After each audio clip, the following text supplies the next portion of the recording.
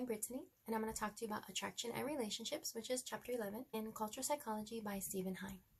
There are different parts of the world that have different beauty standards, and what might be beautiful here might not be considered beautiful in another part of the world. I do feel that even in the United States, we have beauty standards that are different, like Florida might have beauty standards that are different than Alabama.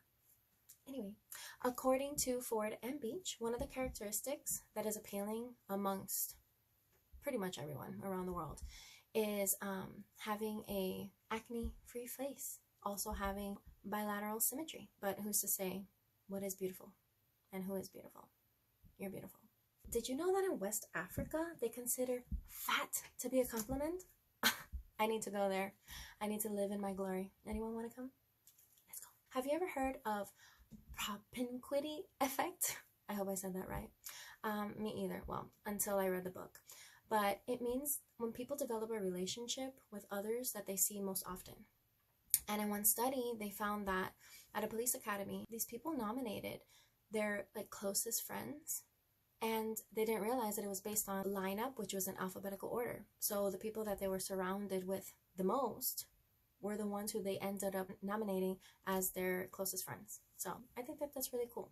The mere exposure effect is how this works, because the more we see something, the more we like it, the more we want to have it. Pretty much life. There's also something called the similarity attraction effect, which means we're more attracted to those that are like us. In close relationships, for example, families, people don't tend to keep track of, or do they, of who comes more often to a family holiday, who pays for something, who gives more gifts, all of that. It's called communal sharing, which is everybody's equal. Everybody does, equal stuff.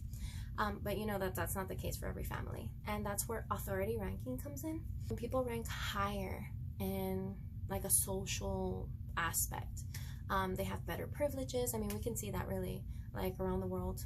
There's also something called equality matching, which is there's balance and reciprocity. You do something for me, I do something for you, we do something for each other. Market pricing is also something else, but it's I do something financially grand and I expect the same from you.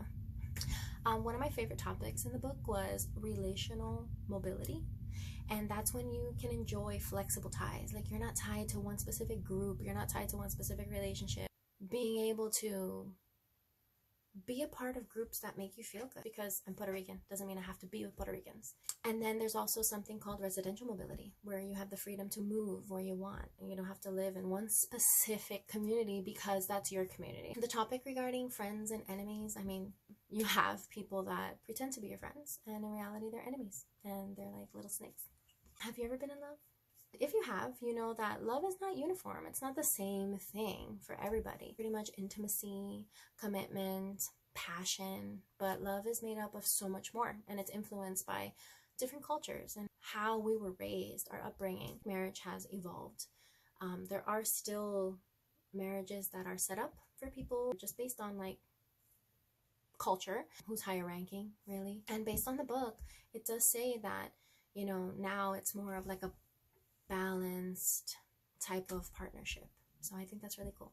Anyway, I hope you enjoyed this, and I hope you have a nice semester. Bye!